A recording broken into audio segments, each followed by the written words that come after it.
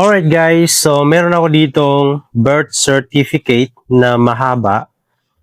So, meron akong printer dito na Epson L14150 at meron din akong printer na ganito L3210. So, as you can see, itong scanner niya is pang A4 lang. So, paano ba tayo makakapag-print ng full birth certificate na green? So, yung wala siyang putol. So, simple lang kapag mayroon kang printer na ganito, L14150, dahil ang scanner nito guys is up to legal. Ayan. So, kasyang-kasya dito yung long na birth certificate. So, actually, meron pang exist dito. So, kasyang-kasya. Pero, hindi ganun kadali mag-Xerox ng long birth certificate into long bond paper. Kasi, kahit long yung scanner natin, kapag hindi tama yung settings mo, mapuputol din dito. Kasi ang normal na Xerox lang talaga ng mga printer, universal, kahit anong printer, is hanggang A4 lang. Okay? So, ipapakita ko sa inyo kung paano mafu-full print yung long na birth certificate. So, maglalagay muna tayo ng papel. Yan natin. Yan, maglalagay muna tayo ng long bond paper dito sa likod.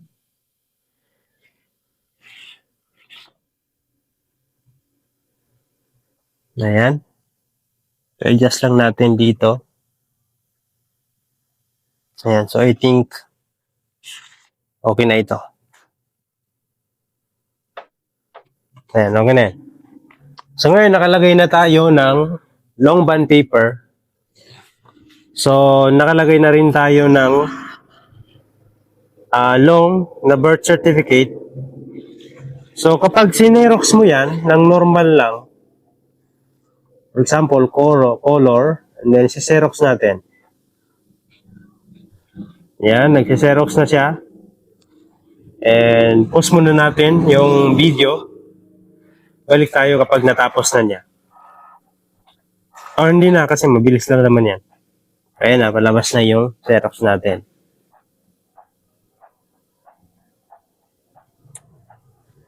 So kahit na yung scanner natin is long,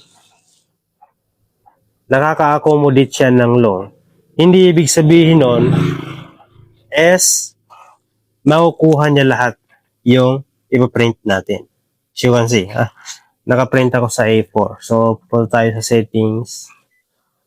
Doon tayo sa paper tray sa long. So, xerox muna natin. Dito kasi, itong A4 na to, dito galing sa baba. Yan. So, ang kagandahan pa ng printer na ganito is dalawa yung pwede mong paglagyan ng bond paper. Pwede sa baba, pwede sa taas. At yung nandito sa baba, pwede mong lagyan para palagi ng A4, and yung doon sa likod, pwede mong lagyan ng iba't ibang papel. So ngayon, ito kumuha na siya doon. So ibig sabihin long na ito. Pero hindi ibig sabihin na long is makukuha pa rin niya yung yung kabuuan ng birth certificate na green. Pero hindi niya makukuha. So paano? Madali lang yan guys. Punta tayo dito sa Advanced Settings, and then piliin natin dito. Kapag dito sa cassette, ibig sabihin dito sa baba. Kapag dito sa paper tray, ibig sabihin yung nandito.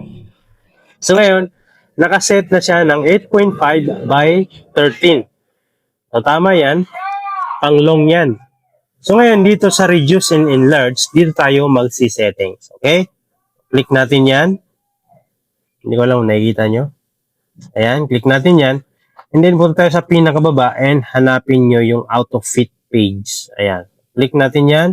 And then okay. And after that, dito sa original size, ayan, piliin natin ang original size ng papel na isi-xerox natin ay birth certificate na long. So, click natin yan. And then copy. And then click na natin yung Xerox, which is colored. Pwede rin siyang black, pwedeng colored. So, yun yung kagandahan ng printer na ganito. L14150. Dahil makakapag-Xerox ka ng long birth certificate. At ang kagandahan pa nito, makakapag-print ka pa ng picture na up to A3. Yan yung kagandahan niya. Kagaya nito. Yan, yung picture namin yan is A3 ang laki niyan. So, pwede pang lagyan ng calendar. Napakalaki. Ayan, palabas na siya. And ngayon, makikita nyo yung difference. Yung una nating pinrint, putol dito. Pero itong pangalawa, is buong buo na. Ayan. So, as you can see, buong buo, hindi putol. Ayan o. Kesa dito. So, kuhang-kuha yung long na birth certificate na green kapag isinerox nyo using this printer. So, hope na nakatulong sa inyo at nagkaroon kayo ng idea about sa printer na ito kung gusto nyong bumili ng printer. Alright? So, kung gusto nyo bumili ng printer na ganito, ilalagay ko lang yung link dyan sa description. Or makikita nyo lang dito sa screen niyo. Click nyo lang and dyan kayo bumili guys. Alright?